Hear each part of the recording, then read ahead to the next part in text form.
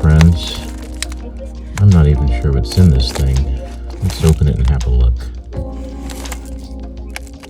Okay, get all this stuff out of here. What is this? What is all of this? Oh, more Libertads. This is a 2015 Libertad. Oh, yeah, this is for my son. He's gonna love that. There's another Libertad. This is the 2011 Libertad. 2021 Libertad. That's beautiful. That was beautiful. I gotta get all these in capsules sooner rather than later. Oh, is there some toning on there? Yeah, this right here you can see is the 1987 Libertad. Another Boba Fett. Oh, he's gonna geek out over these. This is like some Star Wars figurine. Another Star Wars figurine. Oh yeah, so here's some more Beskar. Back to stuff for me.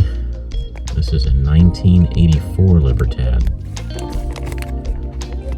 And we've got here a 1993 Libertad. Ooh. This is the Millennial Falcon.